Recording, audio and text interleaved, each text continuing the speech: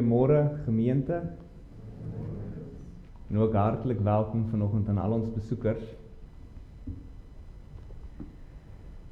Vanoggend begin ons ontmoeting met ons Here deur hom saam te roep in afhanklikheid met ons oë op hom. En ons doen dit met die woorde van Psalm 145 vanoggend.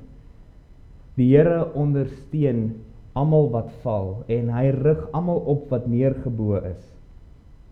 Die oë van almal wag op U. En U gee hulle spys op die regte tyd. U maak U hand oop en versadig alles wat lewe met welbehae. En dan antwoord ons Here as ons so roep. Die genade van die Here Jesus Christus en die liefde van God en die gemeenskap van die Heilige Gees sy met julle almal. Amen. Ons het die Here geroep en hy het geantwoord. Kom ons antwoord en ons sing vir hom hartlik saam Psalm 92. En daarvan gaan ons saam sing vers 1 en vers 2.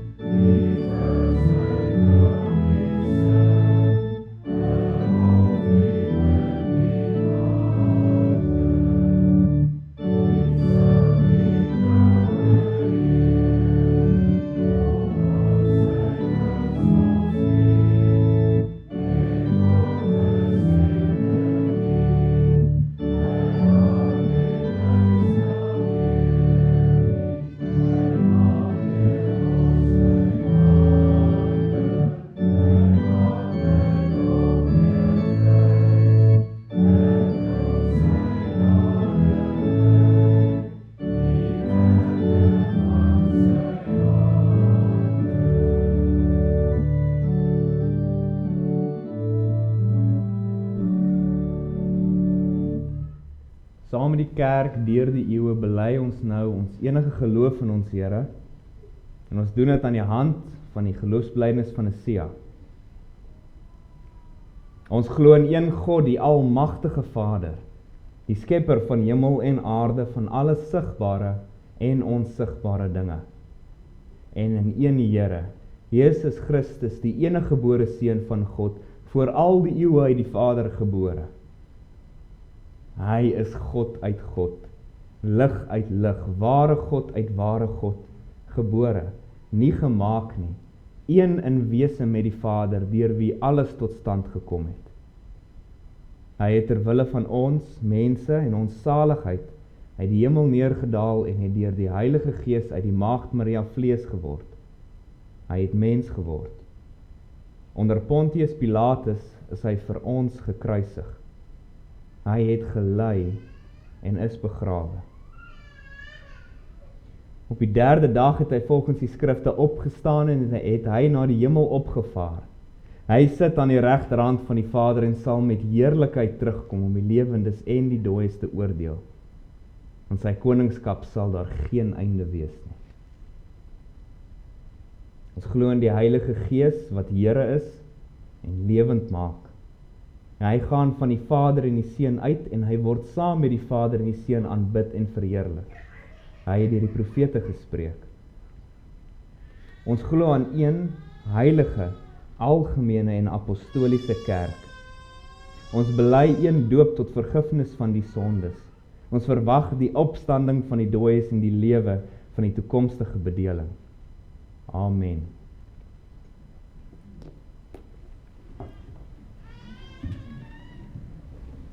Luister nou na ons Here se antwoord vanuit Eksodus 20 waar hy sy wet vir ons voorhou.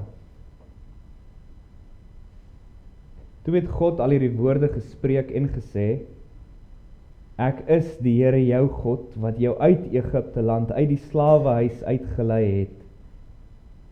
Jy mag geen ander gode voor my aangesig hê nie. Jy mag vir jou geen gesneede beeld of enige gelykenis maak van wat bo in die hemel is, of van wat onder op die aarde is, of van wat in die waters onder die aarde is nie. Jy mag jou voor hulle nie neerbuig en hulle nie dien nie. Want ek, die Here jou God, is 'n jaloerse God, wat die misdaad van die vaders besoek aan die kinders aan die 3de en aan die 4de geslag van die wat my haat. En ek bewys barmhartigheid aan duisende van die wat my liefhet en my gebooie onderhou.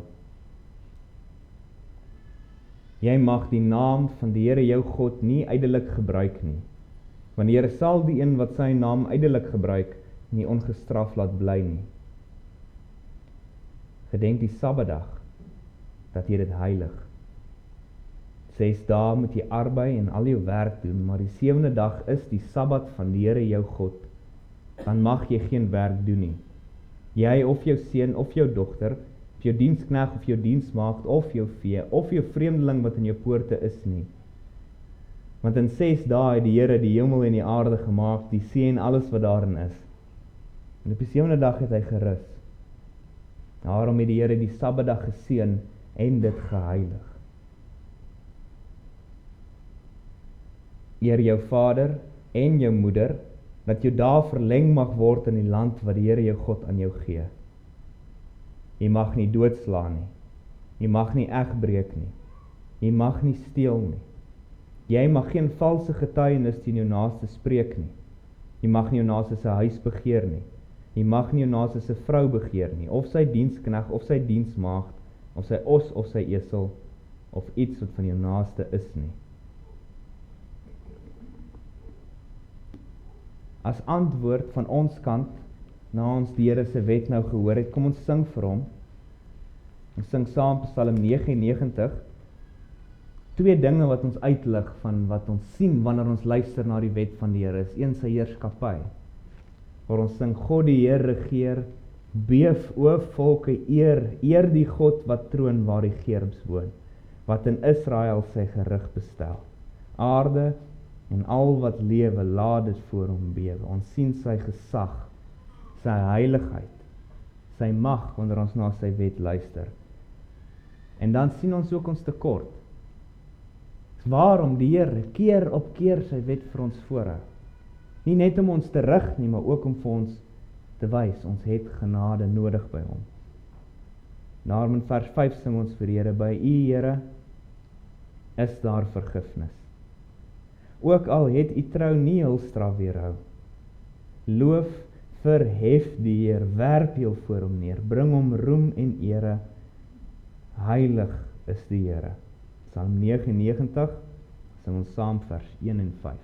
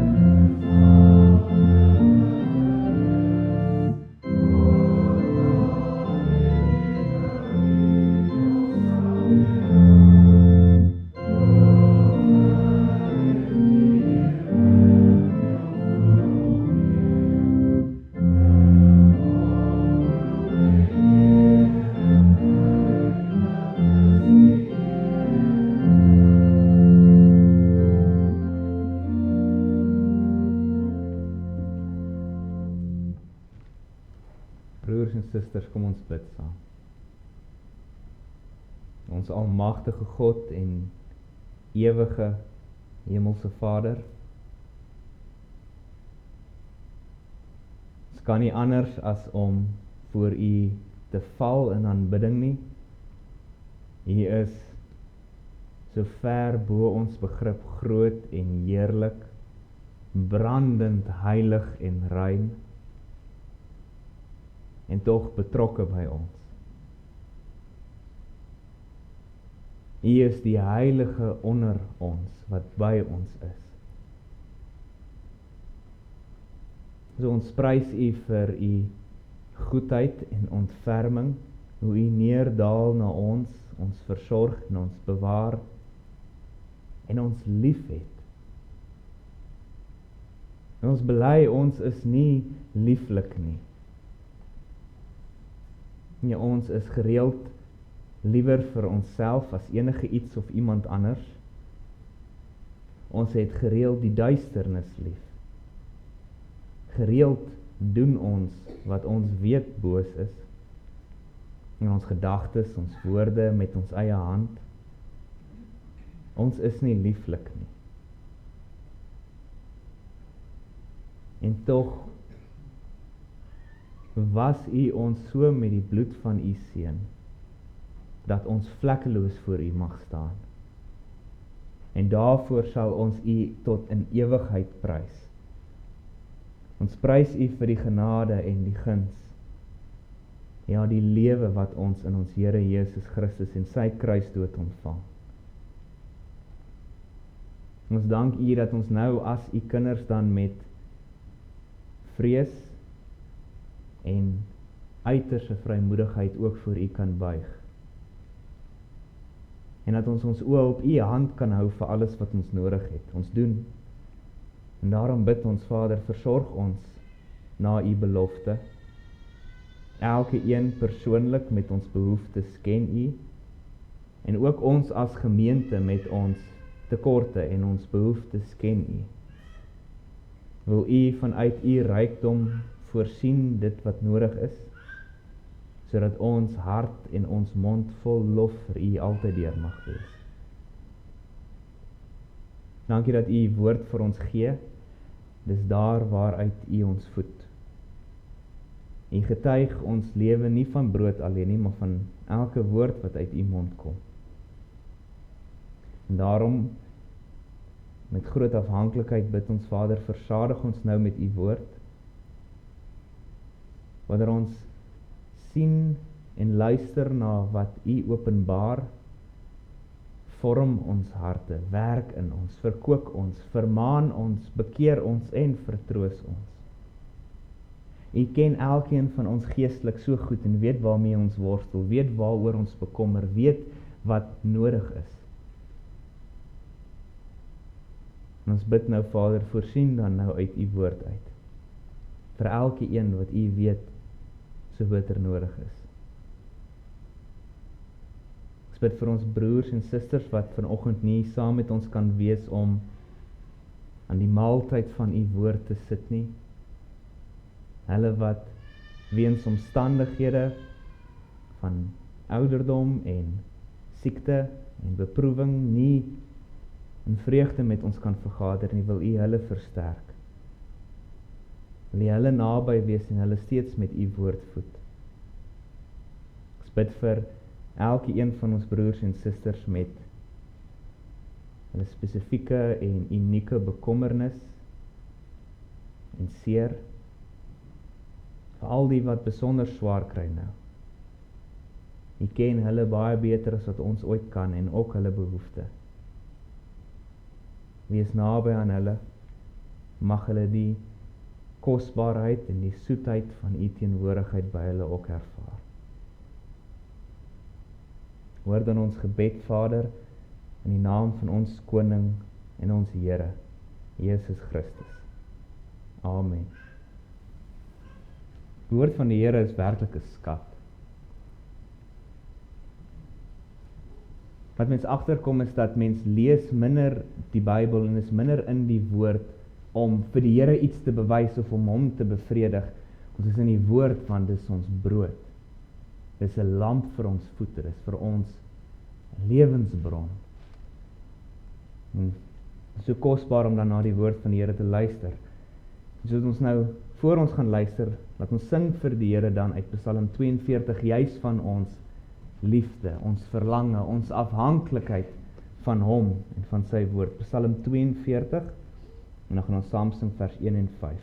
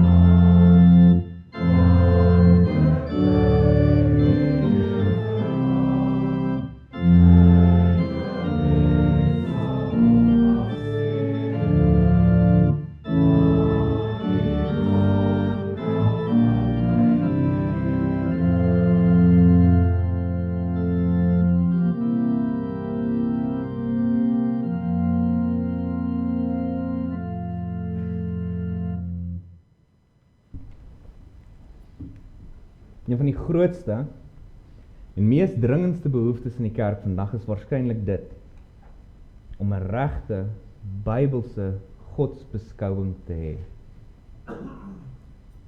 Dringend nodig vandag. Godsbeskouing is dalk 'n groot woord, maar gewoon wat dit beteken is, jou manier van dink oor die Here. Jou beskouing van wie hy is en hoe hy is.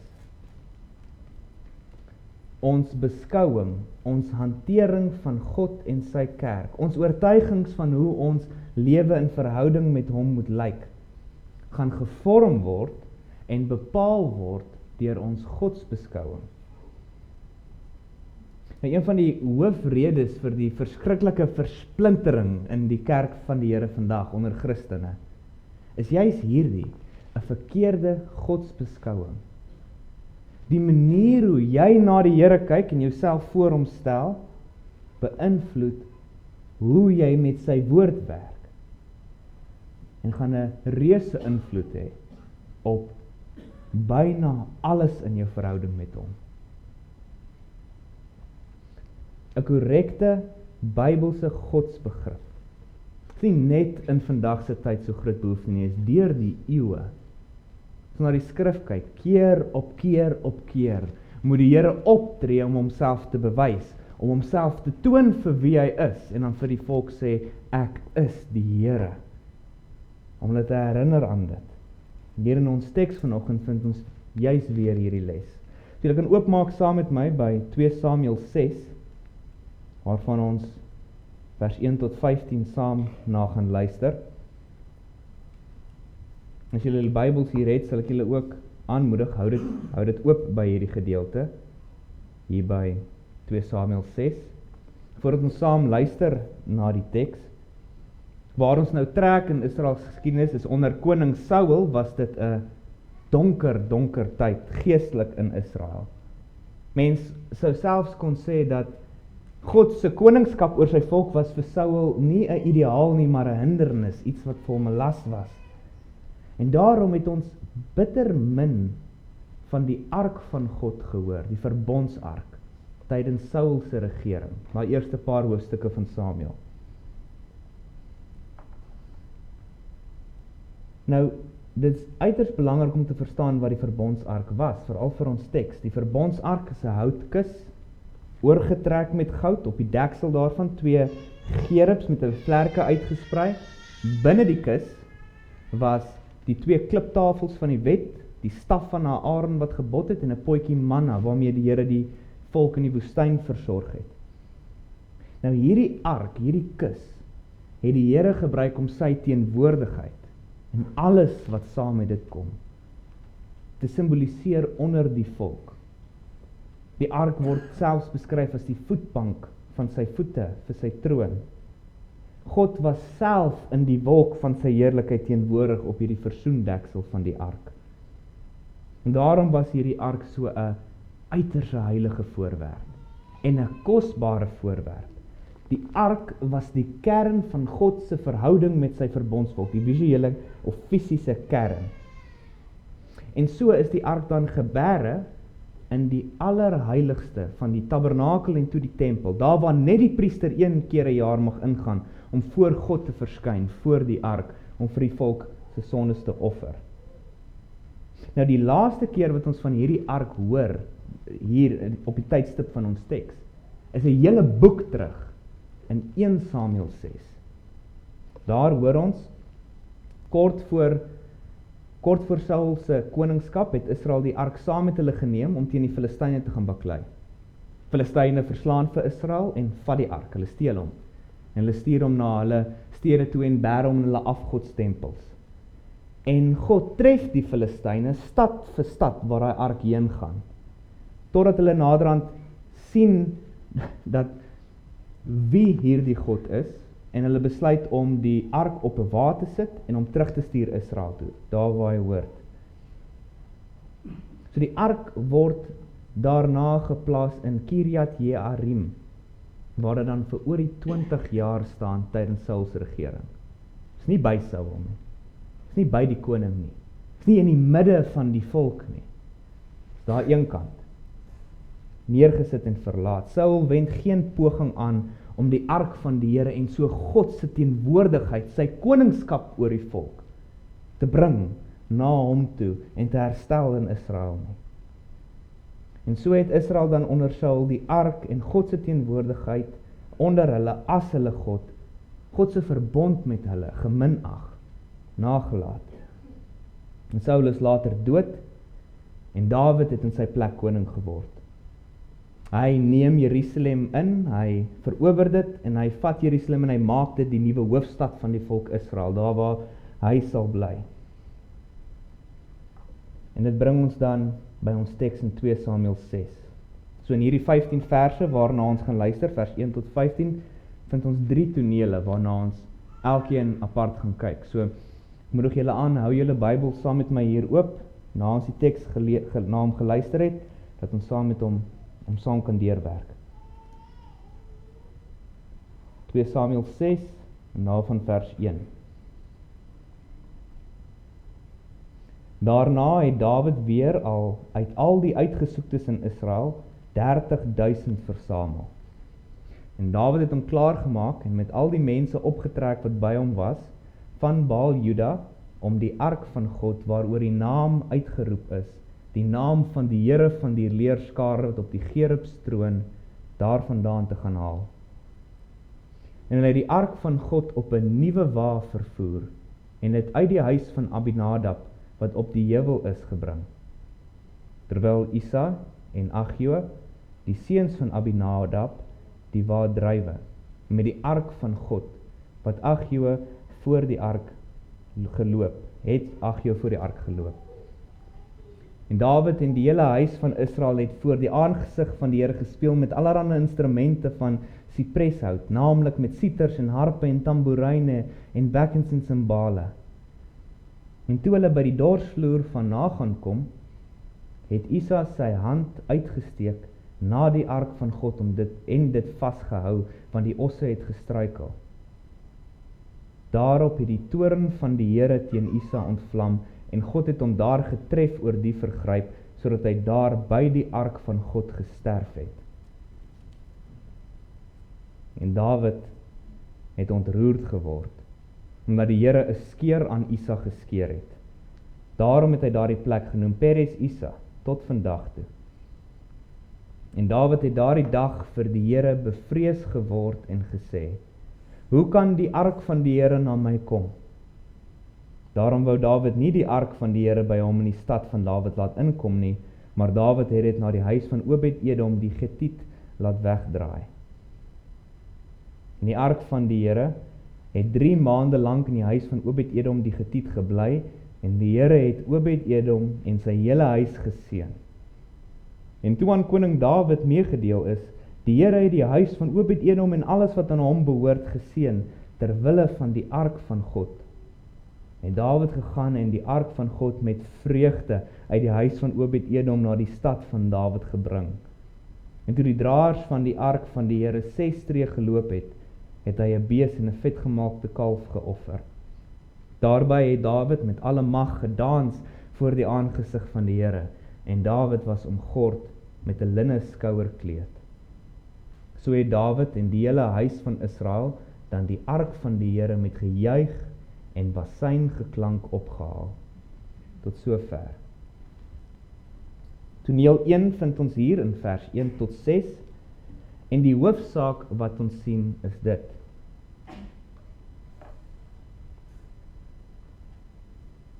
Passie, ywer, toewyding in verhouding met die Here en opregtheid is onvoldoende, onvolmaak, sonder 'n gepaste vrees vir die Here. So wat ons hier by Dawid vind. Sy voorneme en oortuiging met wat hy gaan doen met die ark nou is pragtig. Is mooi. Die ark en die Here se teenwoordigheid en sy verbond is afgeskep in Saul se tyd. Saul wil homself as die opperkoning aanstel, maar Dawid sê, ek soek die opperkoning by my. Hy moet in sy stad wees, heers oor sy mense. Hy is tog koning en nie ek nie. Hy is die bron en die fontein van beskerming en van seëninge en van lewe. Bring die koning na sy stad, tuis onder sy mense wat hom so diep nodig het, waar hy hoort. En Dawid gaan dan en hy versamel 30.000 soldate om die optog van die ark te vergesel tot in Jerusalem.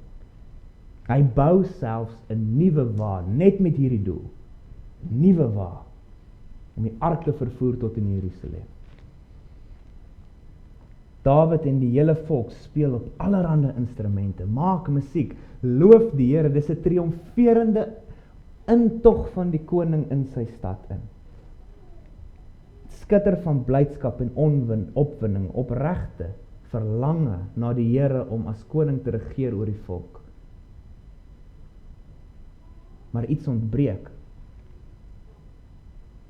Iets kom kort.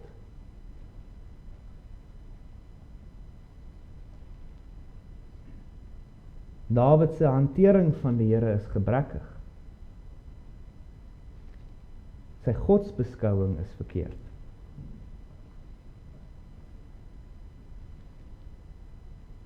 Dawid het nie 'n gepaste begrip vir God se groot heiligheid, sy brandende heiligheid en heerlikheid nie. Die Here het reg van die begin af duidelik gemaak wie hy is. Hy is nie soos die ander gode nie. Hy is die heilige van hemel en aarde. Die ewige, almagtige God, die koning van die konings, die Here van die Here. Hy is nie al te gelukkig omdat die volk nou besluit het om moeite te doen met hom nie. Hy is die heilige wat met vrees en erkenning gehoorsaam moet word. En daardie begrip van wie die Here is, ontbreek by Dawid en by die volk. Die Here het uitdruklik gesê, toe hy die bevel gegee het om sy ark te laat maak aan Moses, uitdruklik gesê dat wanneer die ark vervoer word, moet dit gedra word.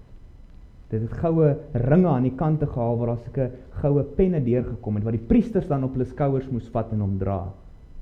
Hy moes met velle en materiale bedek geword het, sodat almal nie net die ark van die heerlikheid van die Here kon sien nie, en gedra word sodat hulle nie aan hom vat nie. En dit alles het God gesê en beveel om die volk te leer hoe brandend heilig en rein hy is. Sy teenwoordigheid kan nie besoedel word deur die onreine sondaar nie, sonder dat die sondaar verteer word nie. Vroeger in 1 Samuel 6, laaste keer het ons van die ark gehoor het Israel hierdie ten duurste geleer. Israel, ons hoor die verbondsark was deur die Filistyne gesteel. Die Filistyne sit hom op 'n wa, stuur hom terug na Israel toe. Toe dan Israel aankom, toe versamel die mense rondom die ark en bekyk die ark. En die Here maak oor die 50.000 van hulle dood. Van die Israeliete. Oor die eie willige nuuskierigheid waarmee hulle die ark bekyk het. En hier vind ons Dawid. Pragtige passie, toewyding, ywer vir die Here. Maar kyk wat doen hy. Hy het die vrees van die Here en die erns van sy bevele vergeet. Geminag. Hy bou 'n nuwe wa. Maar hy luister nie na die Here toe hy gesê het, dra my ark nie. Asof die Here nie ernstig was met sy bevele nie. Soos die heidene wil hy met God werk. Die Filistyne het die ark op 'n wa gesit en dit het goed gegaan. Hy het tot in Israel weer gekom. En Dawid vind dit goed. En Isa, selfde, sy godsbeskouings verkeerd. Wanneer die ark kantel, dan gryp hy die ark vas, sodat die ark nie val nie. 'n sondige, onrein man, wat die simbool van die heilige God se teenwoordigheid vasgryp. Het hy vergeet wat gebeur het, toe die ark in Israel gekom het, en 50.000 mense gedood is, net omdat hulle die ark bekyk het. Het hy vergeet wat die Here by Sinaï gesê het, toe hy op die berg neergedaal het, sy heerlikheid, sy teenwoordigheid op die berg gekom het. Sê in Eksodus 19, waarsku die volk, dat hulle nie na die Here toe deurbreek om te sien, en dan baie van hulle val nie. Ook sy godsbeskouing was verkeerd. Hy het die erns, die heiligheid, die reinheid van God nie erken, soos wat God dit openbaar het nie. Hy het nie die Here gevrees nie. Die ark moes Isa besef het, sou immer skoner wees, wanneer hy afgeval het in die grond, as wat 'n onrein man sy hand teen die ark sit. So dis toneel 1. En dis 'n ongemaklike ding wat ons sien. Ons sien mooi dinge, ywer, passie, oorgawe vir die Here. Maar ons sien dis nie 'n ligte ding wanneer die vrees vir die Here ontbreek nie. Wanneer 'n ware begrip van wie hy in sy mag en heiligheid is ontbreek nie. En as ons by toneel 2, dit skets nou vir ons God se reaksie hierop. Sy regstelling van hierdie verkeerde godsbeskouing. Dit vind ons in vers 7 tot 10. Daarop het die toorn van die Here teen Isa ontvlam. En God het hom daar getref oor die vergryp, sodat hy daar by die ark van God gesterf het. Soortgelyk aan wat ons vind in Levitikus 10. Daar in Levitikus 10 hoor ons die 2 priesters van die Here, Nadab en Abihu, kom om vir die Here te offer, voor die aangesig van die volk, se groot feesdag. Hulle bring die offer soos wat die Here beveel het, en die Here seën dit. Hy stuur vuur uit die hemel uit om die offers te verteer. Maar uit eie willigheid, beter weterigheid, kom hulle en hulle bring vreemde vuur voor die Here daarna. En die Here antwoord deur hulle te verteer, met vuur uit die hemel uit. En direk daarna, hoor wat sê Moses vir Aaron, hulle vader. Dit is wat die Here gespreek het deur te sê, in die wat naby my is, wil ek my as die heilige laat ken, en voor die oë van die hele volk wil ek my verheerlik. So die Here leer van homself, hy sal as die heilige, die gans en al andere, vlekkeloos, oorweldigend in krag, geken word. Dis wie hy is, hy wat nie buig of gebuig kan word om te pas by die mense voorkeur nie. Hy wat met ewige erns spreek, en wie dit toekom, in totaliteit toe kom om gehoorsaam te wees en na te luister. Die heilige God van hemel en aarde, dis wie die Here is. Dis wat Dawid hierdie dag leer. So hoor in vers 9, en Dawid het daardie dag vir die Here bevrees geword, en gesê, hoe kan die ark van die Here na my kom? Maar let op, Dawid het nie hierdie dag vir die Here eerbied of respek geleer nie. Hy het dit reeds gehad. Dink aan toe hy vir Saul om die lewe kon bring. Saul jaag hom, Saul wil hom doodmaak. 2 keer gee die Here Saul in Dawid se hand oor waar hom kan doodmaak. En wat sê Dawid telkens? Hoe kan ek my hand teen die gesalfde van die Here uitsteek? Hy het die Here geëer, gerespekteer. Toe Goliat voor hom staan, sê hy vir Goliat, jy kom na my met 'n swaard en met 'n spies en met 'n lans, maar ek kom na jou in die naam van die Here van die leerskare. Hy het God se krag gerespekteer en vertrou en geken. Maar Dawid het nie die vrees vir die Here reg geken nie. Sy heiligheid, sy erns waarmee hy spreek. Daarom die ligsinnige, eie-willige handeling met die ark van die Here. Mooi bedoel, maar dit pas nie by wie God is nie. En nou sien hy raak, hierdie God van ons is gevaarlik. Isa raak net aan die ark, en die Here maak hom dood. Dadelik, die Here is nie ons speelmaat, ons gelyke, of net 'n gewone koning oor ons nie. Hy is 'n verterende vuur van heiligheid. En daarom dan stuur Dawid die ark weg. Vir 3 maande lank gaan hy terug Jerusalem toe, en hy stuur die ark na Obed-Edom se huis toe. En vir 'n tyd lank bring hierdie vrees vir die Here wat Dawid nou geleer het. Vervreemding tussen hom en die Here. Skeiding in 'n sin. Maar dit is nie God se doel of ontwerp dat ons van hom vervreem of verwyder moet word weens ons vrees vir hom nie. Dis nie waarom hy sy vrees, hierdie heiligheid in tekste soos hierdie aan ons openbaar nie. Hy wil ons juis nader trek deur ons wat hom reg ken, reg vrees. Nie ons vervreem nie, en dit word duidelik in Toneel 3. Toneel 3 vind ons in vers 11 tot 15. En die boodskap daar is werklik 'n kosbare troos. Die Here openbaar nie sy vreeslike heiligheid sodat ons van hom vervreem moet word nie, maar juis sodat ons hom sal nader en sy seën met dieper vreugde mag geniet. Kyk wat gebeur in die teks.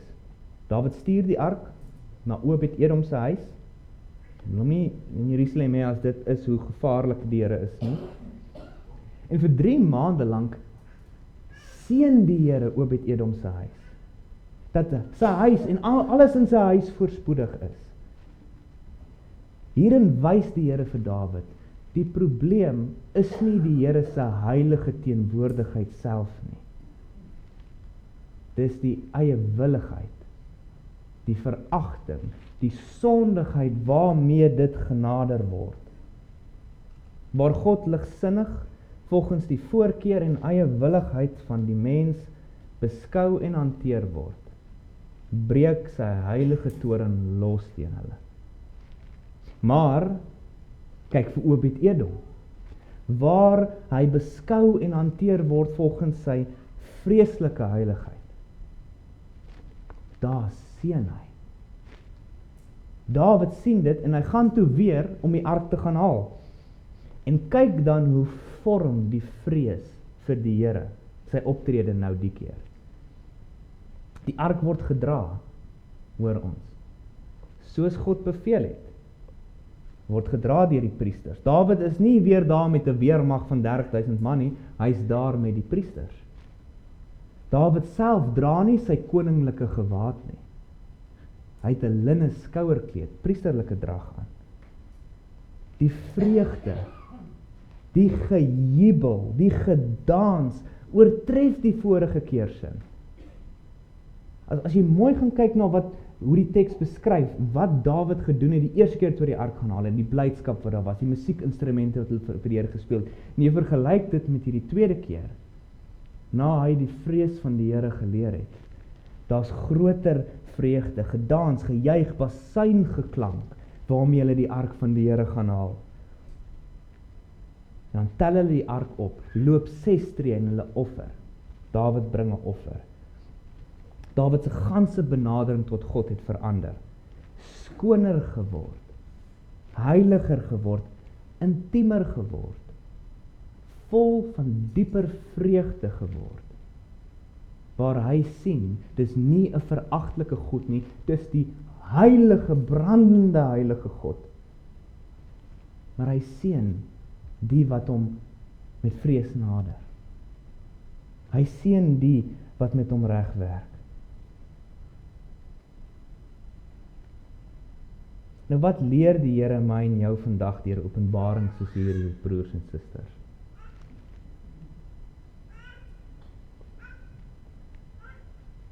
Om 'n Bybelse beskouing van God te hê, van die vreeslike heiligheid en reinheid van God, om werklik die Here te vrees, nie net te ag en te respekteer nie, te vrees, vervreem ons nie van hom nie.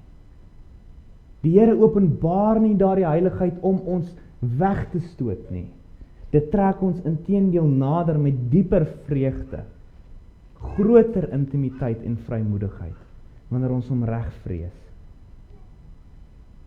Ons moet die Here op so 'n manier vrees, dat ons saam met Dawid na sy heiligheid kyk, uit die woord uit sien wie hy is, en sê, hoe kan die ark van die Here, sy teenwoordigheid, hoe kan dit by my kom? Ek sondig, ek stikkend. Ek sal nooit hom so kan hanteer, sodat sy teenwoordigheid my nie verteer nie, sy heiligheid. Hoe kan die ark van die Here na my kom? En dan is die antwoord, soos Dawid in ons teks, kort jy 'n offer om jou te bedek. Bloed wat vloei in jou bloed se plek. Die kruis van ons Here Jesus Christus antwoord hierdie alom belangrike vraag vir ons. Hoe kan ek met my sonde en swakheid so 'n heilige God nader? Hoe? Die kruis sê, God in sy brandende heiligheid het nie 'n bietjie verander nie. Hy is steeds nou die God wat vir Isa doodgeslaan het weens die vergryp. Jy gelowige het verander. Jy sondaar, vuil, kwesbaar teenoor die heiligheid van God. Jy het verander. Gewas met die bloed van die lam. Dat jy rein is. Dan niks meer in jou of op jou is wat jou in gevaar stel vir sy heiligheid nie. Hy het jou sonde, onreinheid, waarvoor jy deur God se heiligheid verteer moes word, op hom geneem aan die kruis. Hy is in jou plek verteer. God se heilige toorn, sy brandende heiligheid. Soos teen Isa het dit ten volle ontvlam teenoor jou sonde. Maar dit het ontvlam teenoor Christus aan die kruis. In jou plek. Die wraak van God teenoor jou sonde is bevredig op Jesus Christus, jou middelaar. Die voorhangsel in die tempel wat jou van die ark af weggehou het, anders sou jy verteer word as jy na die ark toe gegaan het. Daardie voorhangsel het geskeur met Christus se kruis, sodat jy vrye toegang kan hê tot die Here en sy heiligheid, sonder om soos Isa op te eindig. Maar let op wat het nie gebeur nie. God het nie verander nie. Sy heiligheid, sy vreeslike reinheid, sal ewig bly. Jy het verander. Skoon gewas deur die bloed van die lam, sodat jy geen straf of oordeel hoef te vrees nie. En wanneer jy dit sien, dan verander vrees vir God vir jou. En dit wat Dawid ervaar het. 'n vrees vol vreugde, gejubel, vrymoedigheid en gehoorsaamheid.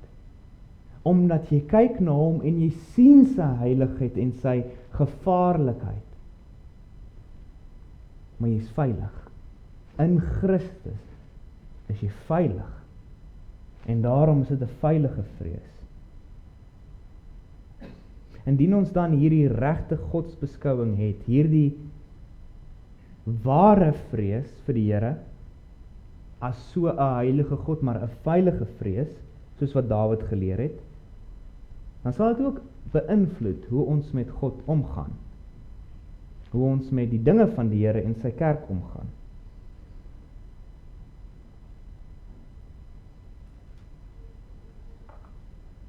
Dit is moontlik vir ons om baie ywer en passie en toewyding en opregtheid selfs in ons verhouding met die Here te hê, sonder om hom te ken vir wie hy werklik is, en sonder om hom te vrees soos wat ons hoort. Dan is ons nie besig om God te behaag of om hom te verheerlik, wanneer ons met hom, met sy kerk, met die dinge van die Here besig is nie. Vandag se Christendom word gekenmerk deur hierdie fout. Passie, ywer, toewyding, maar sonder kennis van wie die Here is. Sonder 'n behoorlike vrees. Hoe word daar nie vandag met God omgegaan, asof hy ons gelyke is nie? Asof die vorm, die aard van ons verhouding met hom, maar deur ons bepaal kan word. Dit is veral die geval wanneer jy kom by die kerk en die dinge van die Here. Daar word met die dinge van die Here gereeld gewerk asof hy nie ernstig was toe hy gespreek het nie. Sy bevele, sy voorskrifte vir aanbidding, vir die kerk, vir wat hy wil hê. Dit word mee gewerk asof, ons weet die Here sê dit, maar hierdie is darm nie so erg nie. Ek kan, hierdie werk beter vir my.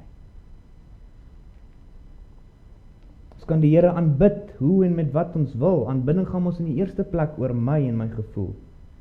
Die nagmaal kan ons vier, op watter manier ons ook al oordeel die beste van pas is. Dis mos vir ons die nagmaal.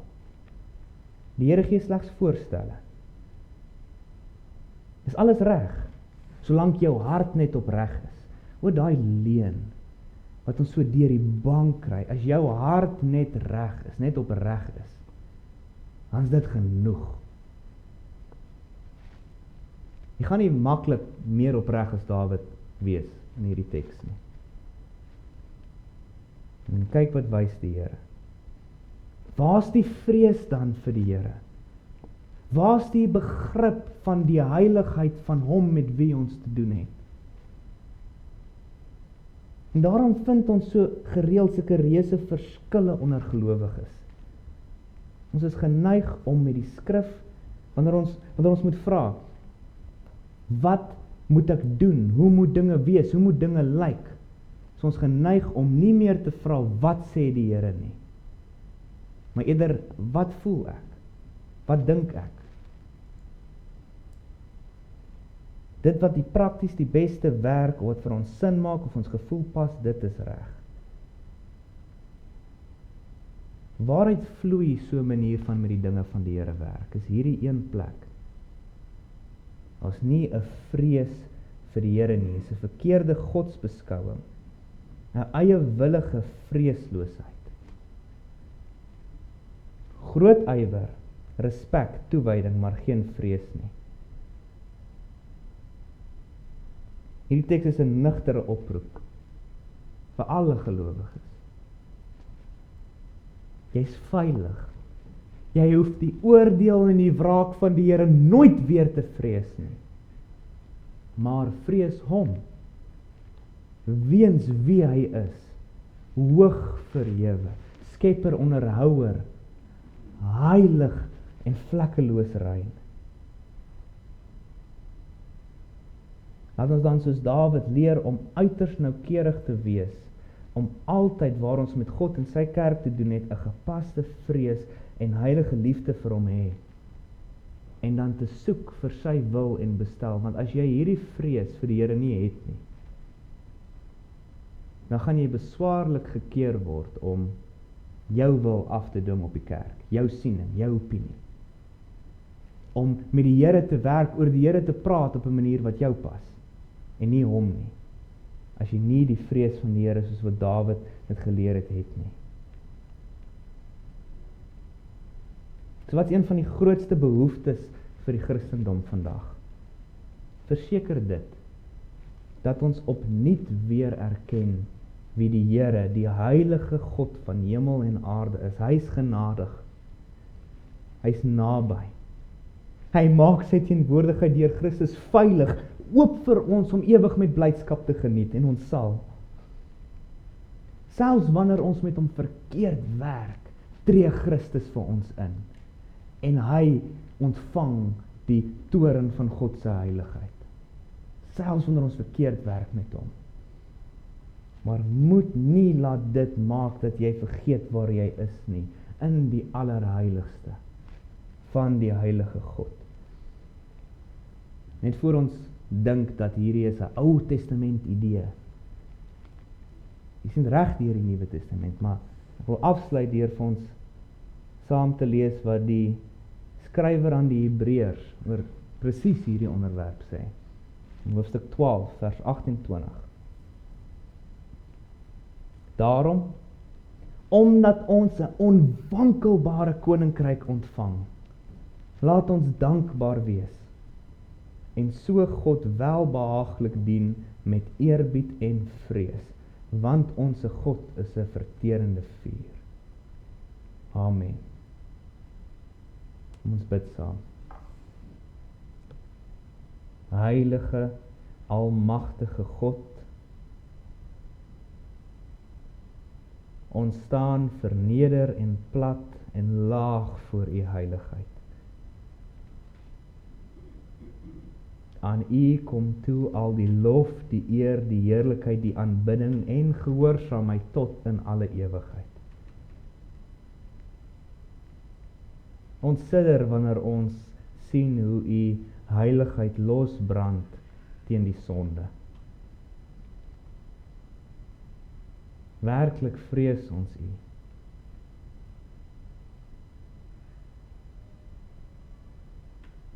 Maar ons sien ook raak u genade, u goedertierenheid, u ontferming in die kruis van ons Here Jesus Christus.